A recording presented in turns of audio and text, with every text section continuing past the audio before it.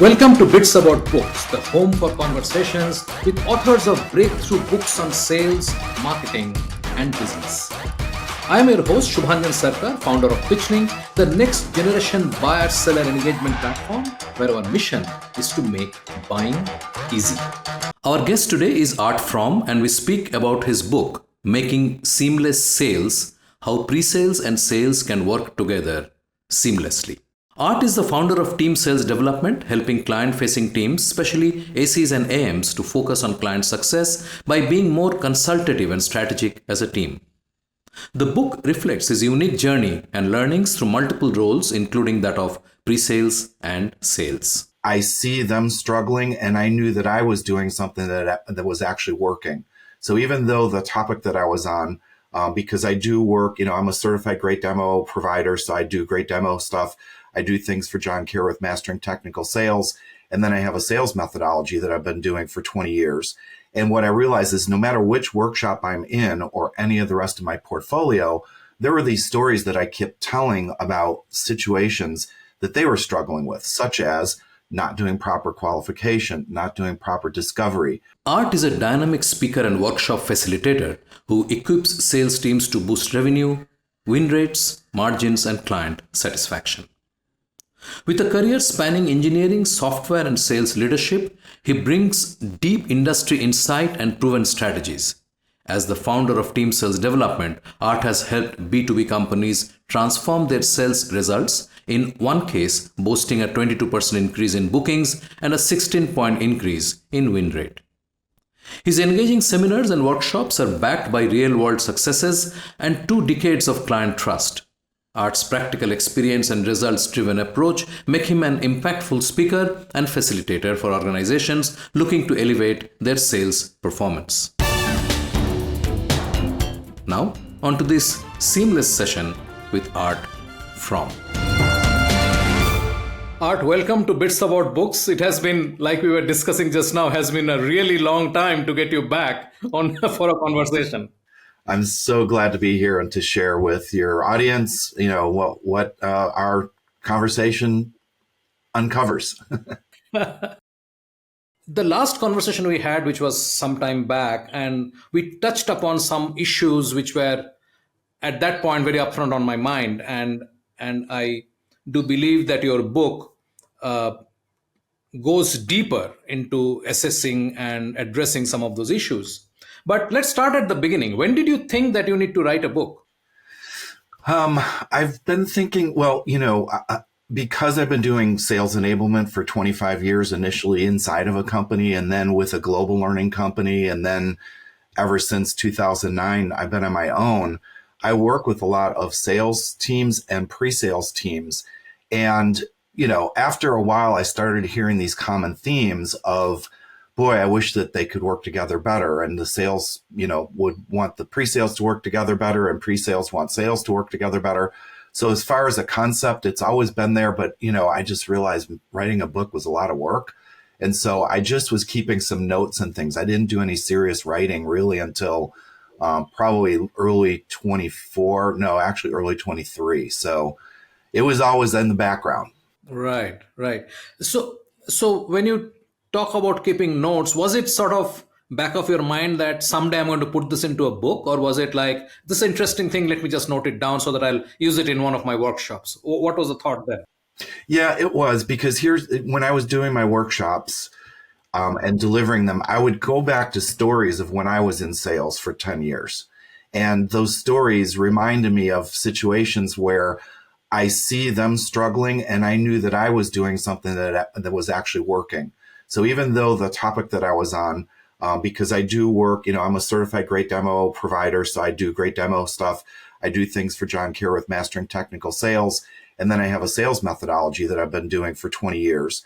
And what I realize is no matter which workshop I'm in or any of the rest of my portfolio, there were these stories that I kept telling about situations that they were struggling with, such as not doing proper qualification, not doing proper discovery, demos that are just, a show up and throw up, hope that it works demo. So I would go back, and one of the stories I kept coming back to that I feature in the book was in the year 2000.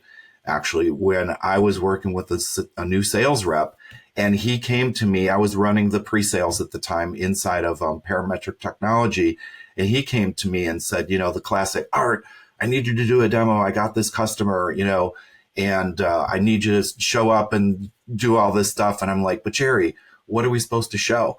And he said, well, I know you could do great. Just show what you think is the right thing to do. So I go on to tell that story in the book, and maybe we could get into that later a little bit. He was just on my podcast a few weeks ago, by the way, and it was wonderful to retell and recount that story. But to your question, that's what started to make me realize I need to take this and put it into a framework that allows these stories to come through for more than just the people that I'm touching in my workshops, but at a broader audience so that everybody can benefit from it. And that's what was the genesis of it and why I started writing it. So so you said early 2023, you decided that you'll write the book. Mm-hmm. Was there a specific trigger in 2023, or was it like, okay, now it's time, let's do this? Yeah, part of it was because I was coming up on the 15-year anniversary of being on my own. And also I'm not getting any younger. A lot of people are like, what, are you retired? I'm like, no, I'm actually recasting my career after writing this book. Now I want to spread the word even broader. So it really turned more into a mission of trying to spread the news, help more people. I love doing my workshops. We have a great time with like 12 people at a time. We dig into opportunities and all that, but it's very high touch and it takes a lot of time. I wanted a way to try to leverage that. And I thought I could do the book. I can, immortalize the anniversary of the 15-year anniversary of being on my own, capture all these stories, and then also launch more into speaking and those types of things. So sales kickoffs, keynotes. And then there's the apps that go with the methodology, which are now ready to go. So I just did the Salesforce app last year. So there's all these things that were coming together that said, this is the right time. And I just put my nose to the grindstone, and boy, it was a lot of work, but it was really fun and glad that it's done. Right. So tell me a bit about this grind. I mean, what did you talk to like somebody like Peter or some of your other friends who have written a book, or was it something you knew, okay, this is the way I'm going to do it? How did that process happen? Yeah, it was a lot of talking with Peter and others, John, how they did the book and things. And I knew that I wanted them to be a part of the book too. So because I was taking, curating specific things from all my different methodologies and boiling it into one overall picture, I wanted them involved with it. So I needed their early on commitment to that and the types of things that I was going to be sharing, getting their sign off on it. And then they each, John, Peter, and Steve all wrote forwards for the book too. So they were involved at least with helping me formulate some of it and some of that process of what it takes. I did hire a company. So I went with a company that specializes in helping to write a book. So I had, copywriters. They did tons of training, like every week where there was a training session on a different topic. Frankly, that was wonderful, but overwhelming because just writing the book alone was, 10 to 15 hours a day sometimes. And then over and over and over. And I just wrote and wrote and wrote. And then they helped me with putting it together into more of a cohesive overall story. And then going all the way through the publishing, which I knew nothing about. So leading up to the publishing, marketing the actual launch event. And then the funny thing is we can get into a little more later is that I published the book and I released it. And then what I realized is I had no plan for marketing it after that. So they didn't really help with that part of it. And I've never had to do marketing before. I've been very blessed with incoming work and referrals and all that. So all of a sudden, I also had to recast myself at, a year ago. And when the book was published in 2024 as a marketing. So I'm doing a lot of that now too. So it's been a very interesting expedition and adventure. Right. We will come back to the marketing piece and how that has sort of panned out for you. Tell us about your writing process. You did say that some days you write for 15 hours. How did you sort of go through it? I mean, you have a very nicely structured 10-chapter book. Mm-hmm. I'm sure it was nothing like this when you began. Right. You didn't have defined, okay, these are the 10 chapters I'm going to write. And you wrote like that. So what was that process like? I just started writing stuff initially. I had captured some things. I knew at some point I'd want to do a book. So I went back and I realized that in, I think, 2020, 2022, I had written pages and pages of stuff, just writing. And that's what I encourage anybody to do. Don't think about, if you want to think you want to write a book, don't try to write a book. Just write. Just write whatever. And if it can be a blog post, that's even better. But I found these manuscripts, many, I don't know, 16 or 20 pages of stuff I wrote. So I started to gather that. I just started to think of the high level topics. And here's something interesting. I started with the idea, which we'll get into, about just pre-sales and sales working together better. And I had a lot on that, and I was writing on that. And then all of a sudden I realized, wait a second, if I'm talking about the interaction of a salesperson and a pre-sales person on an opportunity, I need to do a little bit more about the bigger picture of the buying process. Now, all of a sudden, I started growing left, so I started writing about that. So it was an evolution. I started with this one central idea. It evolved into writing about where they start to get engaged with the client. And then really what it had to be, and this is a big theme, as you know, from Peter Cohan, is and Stephen Covey, is start with the end in mind. So, I had to write all the way to the point of client success, renewal, and all that. I found that I was initially writing here. It expanded both ways here. Then I also did some deep dives on certain topics of very, very specific things that they should do together. Then I wound up putting an umbrella up across the whole thing, which is another play on the seamless sales theme. So it was an evolution, and I would just say keep writing, and then have a really good company that can work with you to do the copywriting and help you with some of the structure. So that's when it started to go into the chapters. And so imagine during 2 weeks when I was in Aruba in 2004 in March, I spent every day from like 5 a.m. until noon, sometimes 2 o'clock on my vacation. It was great though. I didn't have anything else to do. And I had just printed the whole thing out, and I was like, this goes here, this goes here, this goes here. I found redundancies. I did use ChatGPT to help me with find redundancies. Didn't use it to write the book, but it was great to find out, oh, you've talked about that in chapter 8. Maybe it's better in chapter 2. So there was a lot of that reshuffling. And then at some point I had to say, this has got to be good enough. And now I need to continue with that structure. That's fascinating, actually. At what point did you arrive at the seamless framework, the seam framework, rather? Yeah. Yeah. When was that? Was it? I mean, is it something you have been teaching, or is it something that evolved while you were doing the book? It evolved while I was teaching over the years. So because, again, I was primarily working with either pre-sales or sales, and I knew there was a need to bring them together. It actually was with Anil Shah, who also was on my podcast at the few weeks ago. He was the one that I engaged to develop my Microsoft Dynamic 365 app that goes with the SOS methodology. And as I was talking with him and I was explaining about what SOS does and all these different things, the sales opportunity snapshot, I was mentioning that we need to get SEs and AMs to work together seamlessly. And I go, that's kind of like a play on words. He goes, oh my gosh, that's brilliant. SEAM seamlessly.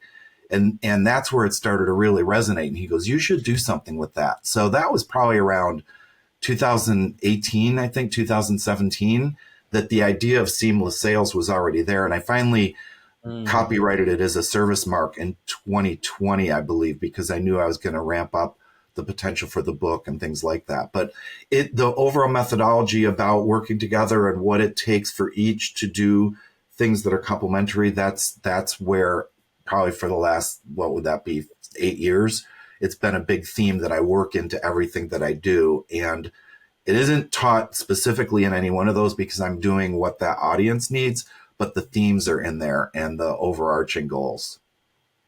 Right.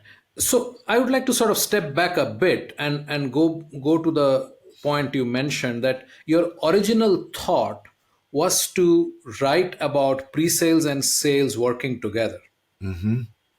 Now, we are all aware of the fact that marketing and sales can't work together. We all know that. Okay. No, nothing new there. Right. What exactly did you find? Because you did both. I mean, you actually have been inside and seen how that pans out. What exactly is the problem there? Well, and this is ironic because it goes back to that show we were just talking about that was in 2021 that you and I did about the 5%, the problem, the Yeah, 5% problem where only yeah. 5% of stuff converts. I think that it's a couple things. One is that it's sales wants to just get something in front of the client to get the client to buy it. And in B2B sales, that's a big ask. Pre-sales wants to show their stuff because they love their stuff and they love their technology.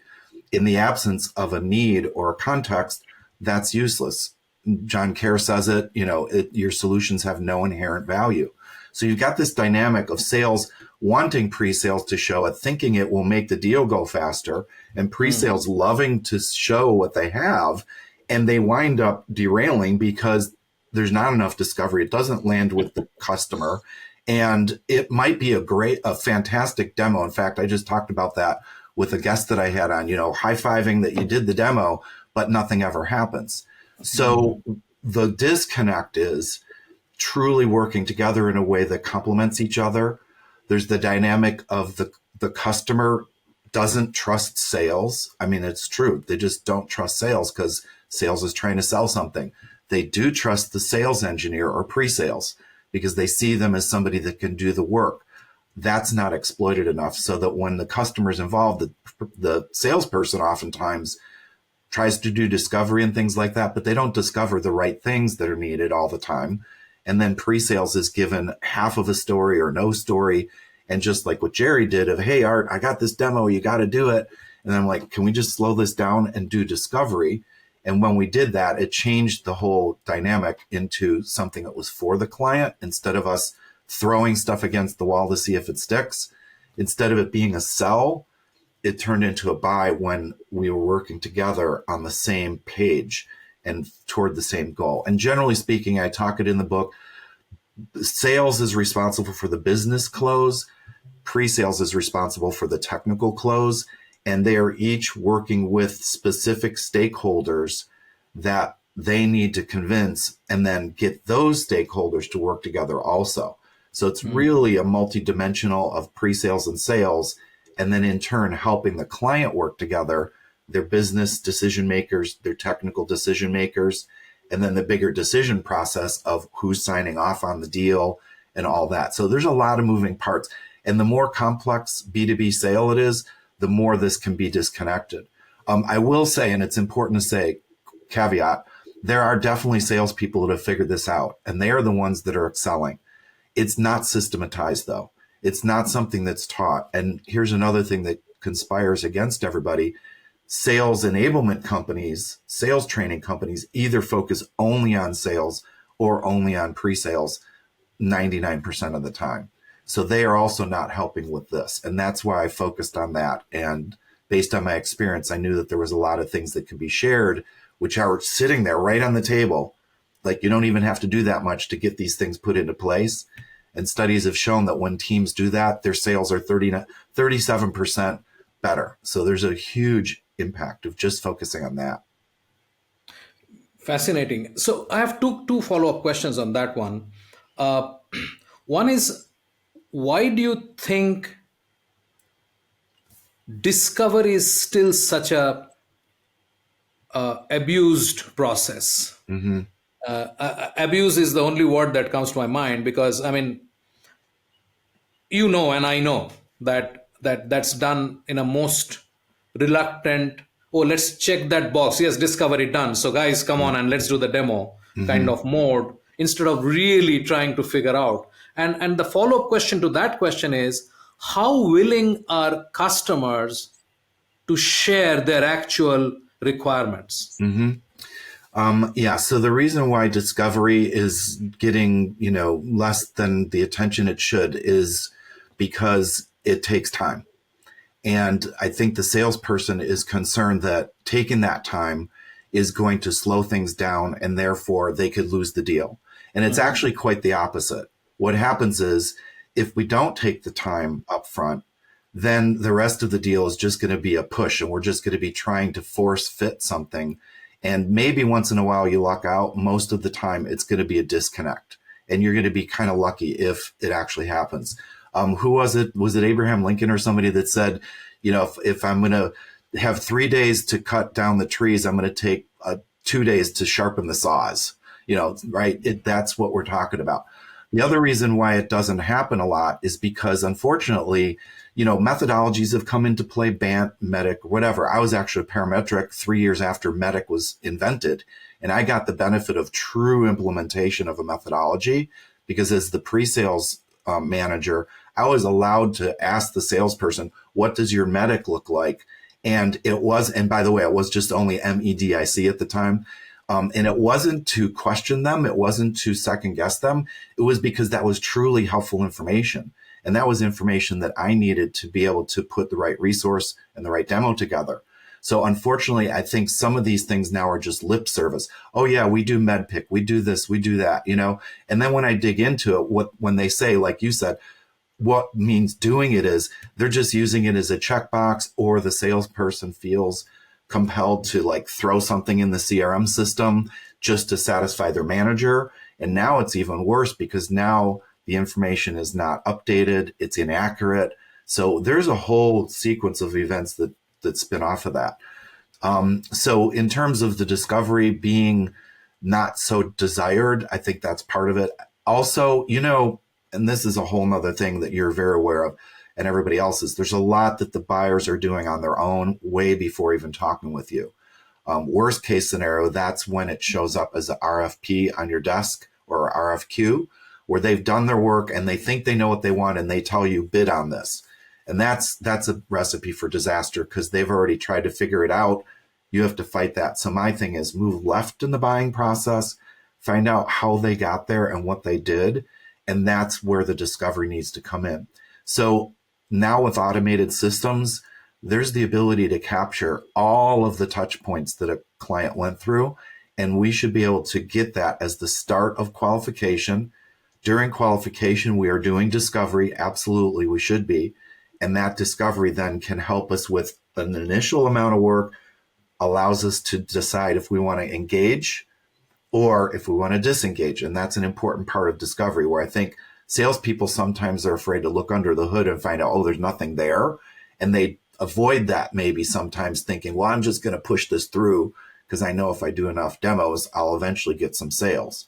But we do want to look under the hood. If there's nothing under there, there's no sense wasting everybody's time. And therefore we should continue to go to another opportunity that's more aligned. And then when discovery is done, it is much smoother on the back end of that. And how willing are customers to share actual information and data, which is relevant to that process of their buying process?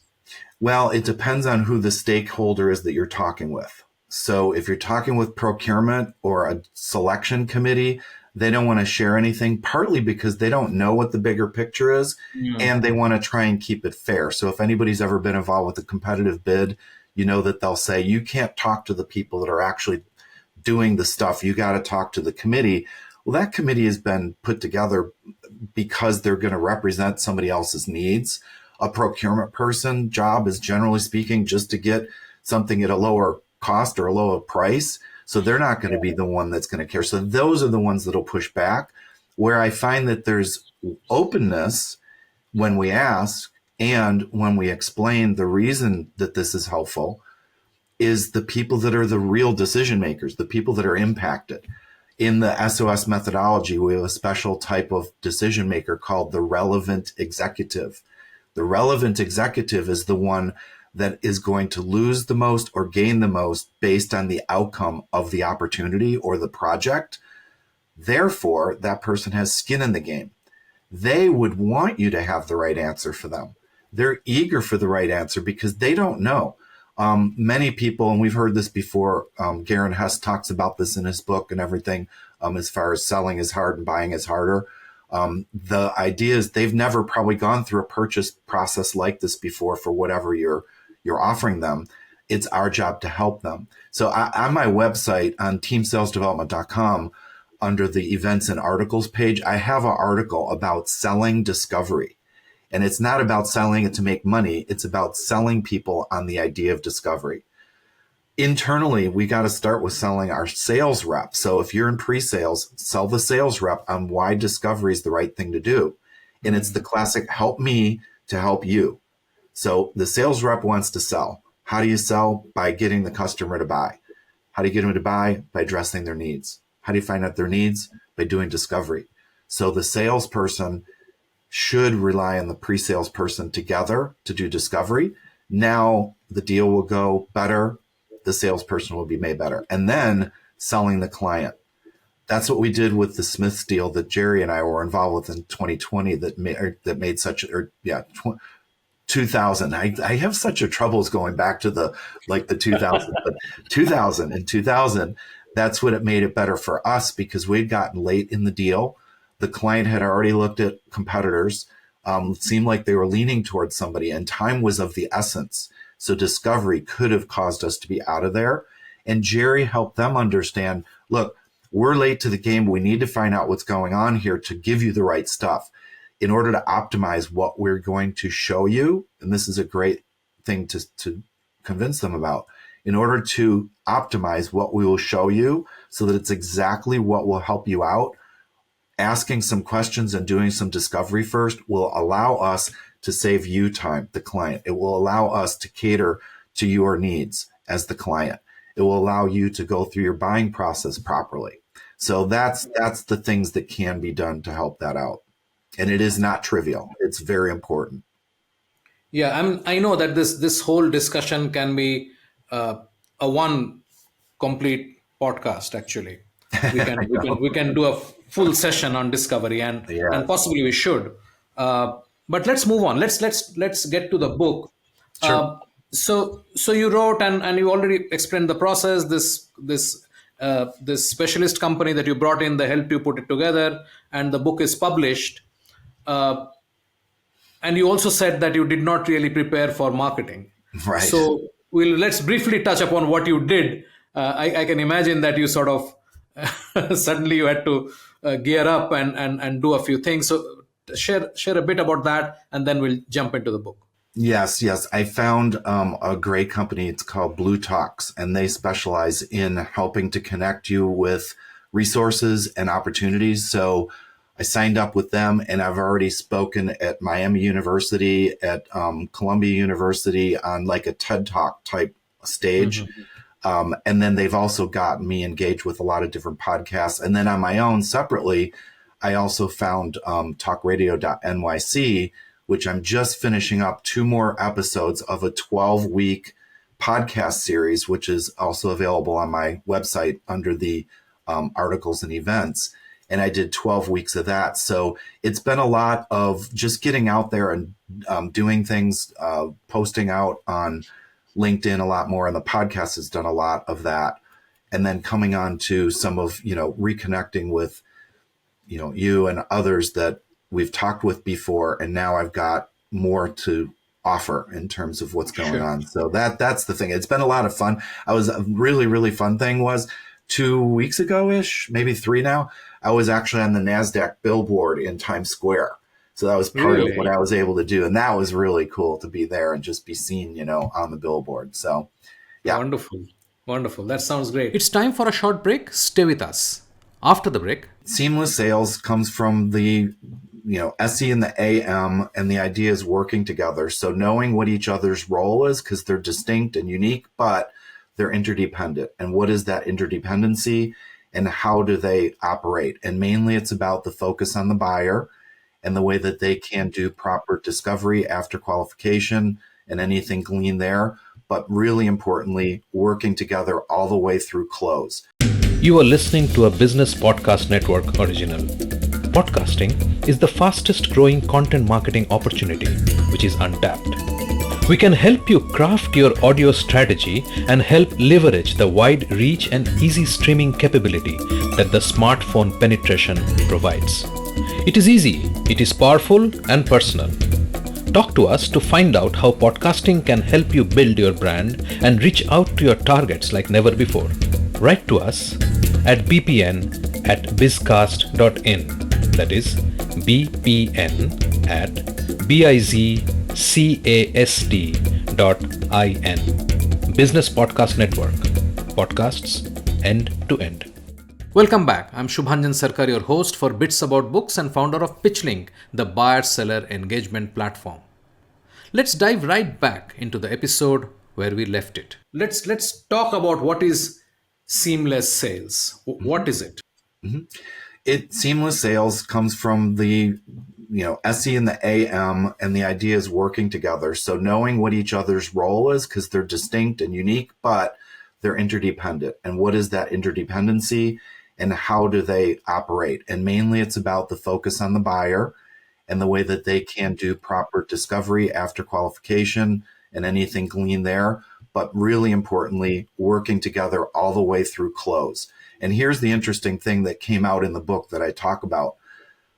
It isn't even about the close. It isn't even about them working together on the close, because with SaaS solutions these days and with expansion and other things, the close that it used to be, back in our day, we would sell software, enterprise software on like a DVD. And when you delivered that DVD to the client, that's when you took the revenue. I mean, it was counted as revenue. And I would never want this for a client, but frankly, if they never used it, it wasn't a big deal because you'd made your money already. There's a concept called shelfware that people bought stuff and they never even used it. And yet that salesperson got the sale. That doesn't happen today with consumption, where you don't pay unless you use it. You don't continue to use it unless you like it. So you don't renew. Therefore, we need to think as a team all the way past that to client success, renewal, and consumption. That changes what the sales and pre-sales person's doing. And instead of closing the deal, I like to now call it commitment to consume. We're trying to get them to commit to consume. Well, just like you or I with any of our subscriptions that we have, or anybody listening, if you're not using your Netflix subscription, or I have a Spotify subscription right now that I'm debating about, I'm not going to continue to pay for that. So all the way at the beginning at Hello, sales and pre-sales, who are the main, players, if you will, in the middle of the whole process, have to clearly understand the buyer's need for a solution, what's in and what's out as far as what we can offer, and then together decide what to show. And then there's this synchronicity of the salesperson working at a higher level with more of the business type focus, pre-sales definitely working at the technical type focus. Really importantly, though, is the overlap in the middle. So I show in my book a pyramid of an organizational structure. Sales needs to own the top all the way through the middle and be aware of the technical. Pre-sales needs to own the bottom all the way through the middle and be aware of and tie into the business needs. So this is where they're both needed. It's a divide and conquer, where they're both doing different things. And there's an ebb and flow. So in the book, I go into great detail with, and I know you can't see this too well, but great detail with the buyer cycle, the buying cycle, and what is the salesperson, what's the pre-sales person doing? Because sales kind of comes in at the beginning, drops off a little bit in the middle because it's handed over to pre-sales, and then comes back up again at the end for the, close and success. On the other hand, pre-sales comes in, after a little while, very involved in the middle, and then starts to go back out again as it's turned over to client success and things like that. That handoff and that dance, if you will, is really, really important. That's what seamless sales is all about. It's about the client getting what they need and us turning it from a sell into a buy and from a push into a pull. So tell me a bit about how you see this. The sales process primarily was always a very linear kind of process, right? I mean, what we thought of, at least we thought it's a linear process, band or whatever. Yep.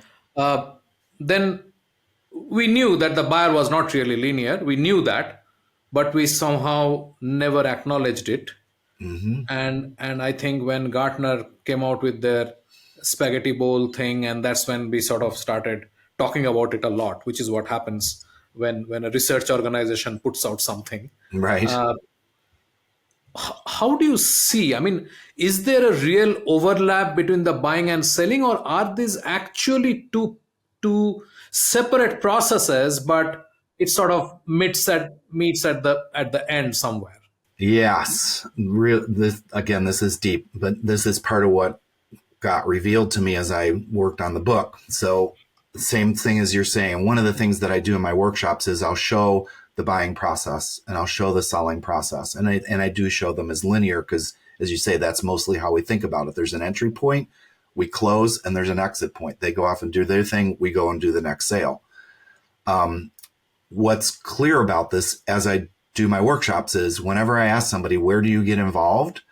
And I show both processes on the screen and I ask sales audiences, where do you get involved? They always answer the sales stages. They're like, I do qualification, I do discovery, I do close, I do negotiation, whatever. And categorically, 98.9% of the time, that's what they answer. And I point out what I was expecting you to say is where you're helping the buyer. So the first mind shift is in the book is focus on the buyer's process. Doesn't matter what we're trying to do. It's about them. Now, to your point, many sales processes, quite a few, as I did my research, were shown as a circle. So it showed it as a circle, but it was a very tactical, not deep circle. It was just, once you sell, make sure you touch base and renew the contract, when the renewal is up. And that was about it. The buyer process almost was never shown in a circle. I scoured the internet. I didn't find really anybody that was showing the buying process as a circle, and not as much as the selling process. So I thought, and with my philosophy of it's got to start with the buyer, of course, let's put the buying process in the middle. And since we're supposed to be focusing on it, and it should be a circle where it's a continuum that doesn't end because there's expansion and things and renewal and yes, consumption. Let's put the buyer process as a circle and let's put the sales process around it. And I've just got this is actually in the book, but what I've done is the blue is the buyer process. If anybody's looking on the video, Yes. the blue is the buyer process. And then the outside is the sales process where it's the buyer that's driving the whole thing. They're the hub around which it all needs to work. We need to help them with that. And we want to help them with that process, but we should make sure we're not too far ahead. And then to the extreme, and this is where, again, I went far up with this, is that there's another seamless sales here, which is solution enablement and account management as a continuum for the entire engagement, the account, long before the initial sale, long into the consumption. It's the continuous account management to keep that flywheel going. And then what are we really doing from hello through consumption? It's solution enablement. So that's my model. And then that's where I've turned it into the seamless sales right here, where it's going all the way around. Right. And it is an important construct. It's not just a pretty picture. It's a very important thing, a mindset about the way we get engaged from hello, even SDRs and BDRs. I just had Yumi Peterson on, and we talked about this last week, is SDRs and BDRs have to think with the end in mind, not just they're setting a meeting. I think one of the things that we should talk about is the buyer's process. So if you can briefly talk about how that process looks like, and I think we can go to your sixth chapter, which is actually most critical, which is about engaging the buying stakeholders, right? So we are not saying selling to one person anymore. No way in B2B. Right. There are way too many people who have, like we all discussed, that there is a committee. Everybody has a veto. Mm-hmm. One person has to say no. Mm. And the rest 5 or 6 or 10, they'll just say, okay, fine. If he's not satisfied, the deal is gone, right? So I think the importance of working the various layers of decision making, including the end user who is actually going to be the beneficiary and so on. Correct. So walk us through typically a B2B buying process, and also how multiple layers of stakeholders need to be engaged, both by sales and pre-sales. Sure. Yeah. And that is what I go into great detail in. So what would happen forget about RFP and RFQ and forget about selling anything. Let's talk about if you're running a company or managing people or trying to execute internally inside of a company. At some point, something's going to happen either externally, like the economy or whatever, or internally, like an initiative that the company wants to do. And to do that, somebody in a higher level position in the company needs to allocate, commitment, funds, people, whatever the approach. So that's the very beginning of the buyer's processes. There's something they are trying to do, something they're trying to address, and they put in motion the stages for making that happen. So they figure out what their strategy is going to be. Where does this fit with the other things we're trying to do? And then they begin to figure out, all right, we don't know how to solve this ourselves. We need to get help. That's when they start to wonder what's out there, and they do their discovery on their own. And studies show now, 57 to 8, whatever it is, 60% of their discoveries done on their own, looking around websites and conferences and things like that. Once they've started to figure out enough about it, now they're going to begin trying to engage suppliers that will help them out. And those suppliers get engaged, they show their stuff. If there's an RFP, it happens that late in the game. Then a decision is made to move forward. They pick the solution, they implement it, and then they measure the results, which says, did this project we intended to do, did the problem get solved? Did the goal get achieved when we were done with it? So that's the overarching what's happening. In that ebb and flow, and this is important when it comes to the stakeholders, we've got, just like I mentioned, the salesperson gets involved right at the beginning. They're the first that are going to be contacted. Then pre-sales is involved in the middle, and then sales is more involved. Same thing happening with the buyer. There's, generally speaking, business decision makers type people and technical decision maker type people.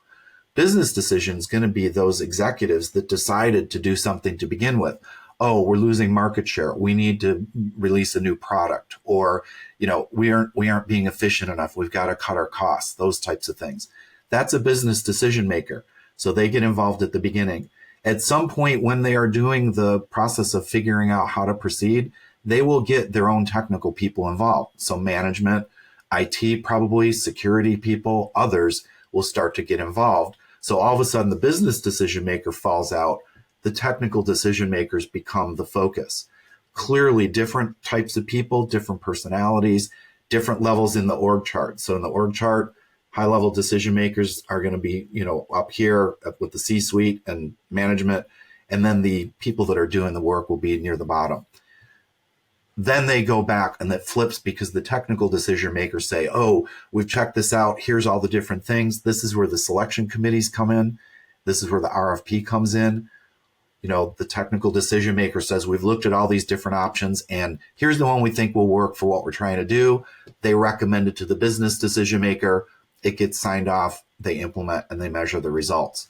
So this ebb and flow of the client business decision maker, in and then back out and in again, the technical decision maker getting involved in the middle and somewhat back out again, is really important to understand. It's not homogenous. It's not monolithic. There's a big dynamic going on there internally. And so, having a solution is the easiest part, frankly. It's understanding how they're going to decide is where the big discovery needs to come. And that's why certain methodologies try to put in there like an economic buyer or what's the paper process, and that's fine. But it's much deeper than that as far as what are their official roles, what's their amount of authority, and then what is the informal influence? How does somebody get to a business decision maker who might be too busy to do anything? What's the way that those influences can happen internally? And that relevant executive, the one that has the most to gain or to lose, who could they influence in order to make things happen? One quick example, I had a client that I've been delivering workshops for 3 years, and they came to me, and the procurement person came to me, and they said, hey, we've been doing a lot of work with you. We think you need to give us a discount moving forward. Now, they had done the management did internal studies on the effectiveness of the workshops, because the management was trying to recast the company from a tactical type sale to a very strategic sale. That's what they brought us in for. They measured it, and they showed that their win rate went up 16 points. They showed that they increased revenues by 22% in the first 2 years. So the sales management at the beginning of this process knew what was going on. Here's procurement down here, after 3 years of this going on, saying to me, I should give a discount. And I simply said to them, I said, you're going to have to tell sales management, I won't be able to do that. and they won't get the benefits of what we've been doing for 3 years because what you're investing in is value for every single person going through the workshop, and your executives up to the CEO know what that value is. And you know what that purchasing person basically said to me was, okay, never mind, we'll just keep paying the price. So my point is, that's what I mean by a decision process. That purchasing person can be influenced by a high level decision maker who knows the benefits of what's going on. And for sales, it's incumbent. And that's why, even if we say discovery is being done, Subhanjan, the discovery that's being done most of the time is just to know what bill of materials to put together for the sale. The discovery is being done of what do we need to try to sell them to fix a problem they have. There's a whole decision process that goes on behind there that's going to make or break the sale. You can have the perfect solution, and if you don't know the decision process, it's not going to happen. So it's all about the buyer and that ebb and flow. And I have, a full chapter on the buyer's perspective of that and what that ebb and flow looks like in the roles. And I have a full chapter on what sales looks like. And then chapter 6, as you said, goes into how do we interact with the stakeholders and what does that influence look like, and having a business need for each person to understand what they're trying to get out of it. So that's why I wrote a book about it, because it's deep and it's wide. Yeah, I think this is quite fascinating, and I would sort of get to it as soon as we finish this conversation, because I'm seriously invested in the idea of the buyer being in the saddle and not the sales folks, and we somehow mess it up, because one of the things I always said was that no salesperson has ever closed a deal. Every deal has been closed by the buyer, because when they were satisfied, they said, okay, now I'm going to buy this, I'm going to pay for this. Otherwise, it's the illusion that we think that we close it. We don't. I mean, and that's pretty much what I'm taking out of it. Let's go to the last chapter, where you talk about the SEs and AMs working together seamlessly. Where are the gaps? Why are the gaps there? And what is it that you recommend people do to smoothen that out? Yeah. So some tactical things are sales properly documenting things and doing things that are objective and that are going to be helpful and positive to the company. That's one of the things in the sales opportunity snapshot that I introduced in the book, is that it's very objective. It has specific definitions, and it's not for the purpose of management. It's for the purpose of the salesperson knowing where they stand and if the deal's qualified, and in the process learn a lot so that when they do proceed, they can proceed quickly. So one thing is documentation and having objective measures. That's got to be put in place. Now that documentation is available for pre-sales as soon as they get engaged, all the way through, and very importantly, and another podcast topic, client success or customer success, which I believe should have a role even back at the beginning as sort of that account management part, but we can't go there. We don't have time for today. Why I bring this up is that documentation, oftentimes, even if it's decent qualification information, for some reason, everybody thinks that's just sales information. No, it's helpful to pre-sales, and it's very helpful for client success as they implement. The other thing is that a true divide and conquer approach. So the salesperson, like I said, nobody trusts a salesperson inherently. Salespeople can build trust, and there's some salespeople that know how to get that very quickly. The sales engineer, though, has inherent trust. So one of the things I talk about is let this, as a salesperson, leverage your SE. They're like the bartender. People will tell them anything. So let the SE, within the constructs of what project you're trying to do and the needs for the business decision makers, let the SEs find out the information. I used to do that all the time, even though I wasn't sanctioned to do it. My salesperson would say, hey, Art, I need you to do a demo. And I'd be like, what are we trying to cover? And they said, oh, this or that. And I didn't have enough information. So I just said, do you mind if I do a prep call with the customer? And my prep call was my discovery. And I found out a whole bunch of other stuff that I could bring back to sales. So it's got to be two-way: sales, documenting it, sharing it downstream. Pre-sales, anytime you see something, share it upstream. Pre-sales, really important. One of the main jobs of pre-sales is not just to do a demo. It's to find and manage risk to the deal. So risk to the deal means what's going to derail it. Salespeople, and I've done both roles, and I'm a salesperson right now because I have my own company. Salespeople, we tend to have rose-colored glasses, right? Happy ears. We think everything's going to be fine. That's not the case. SEs are going to be more pragmatic and realistic about it, sometimes to a point where the salesperson's like, don't mention that, But the point is that the salesperson, the SE, has got insights that the salesperson can gain from. So sharing it back that way, and then always keeping the buyer in mind. Who are we talking with? Why do they care about this? What is it that they're really trying to do? And always asking the so what. So one last thing, and there's 20 things for each role that I talk about in chapter 10. One thing that's very important is whoever you're talking with, always think at least one level higher than them, because they're not just doing this for their health, or if they are, then it's not an opportunity, right? So whoever you're talking with, who are they doing it for?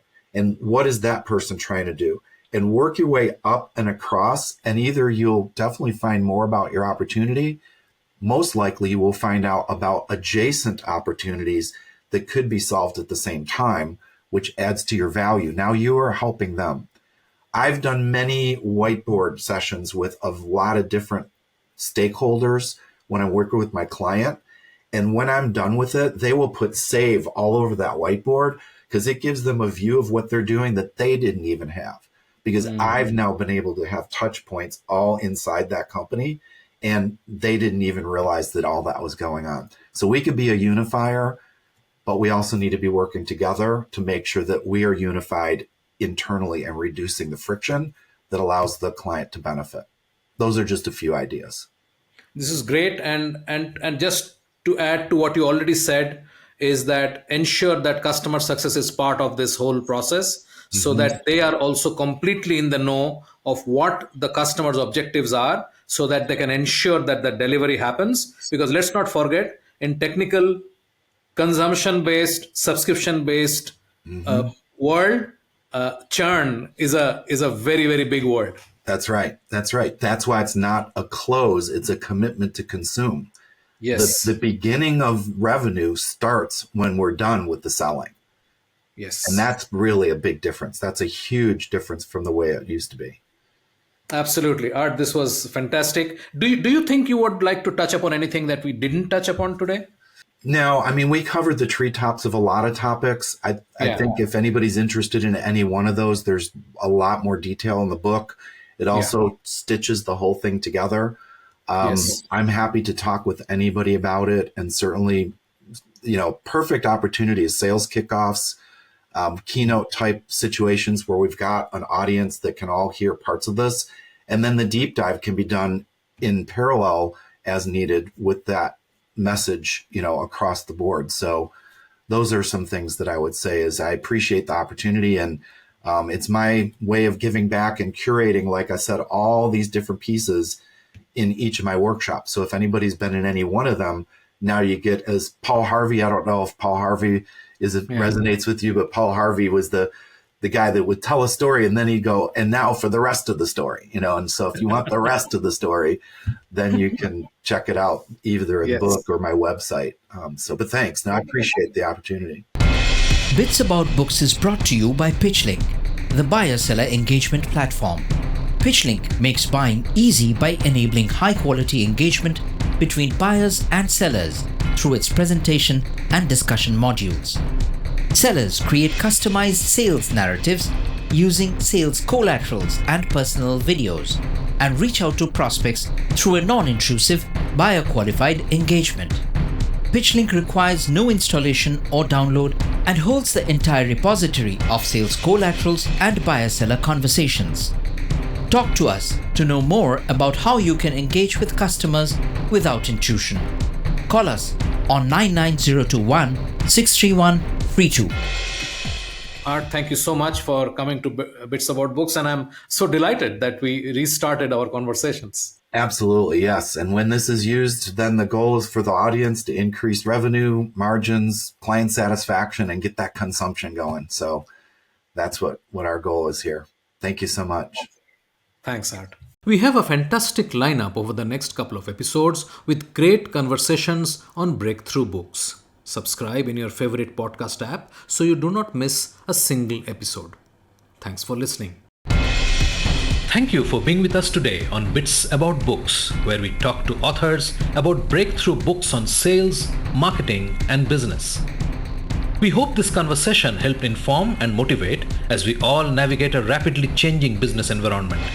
For us, these are enlightening conversations enriched with knowledge and expertise. We encourage you to go out and buy the book to learn firsthand and implement some of the great ideas we discussed today. We hope to have you with us again in the next exciting episode of Bits About Books. If you liked what you heard, subscribe to the show in your favorite podcast platforms like iTunes, Google Play, Spotify, or wherever else you get your podcast from, and give us a rating while you are at it. This Bizcast original podcast is produced for PitchLink, the next generation buyer-seller engagement platform, where the mission is to make buying easy. Hosted by Subhanjan Sarkar and produced by Rajiv Aditya. See you next time and have a wonderful day.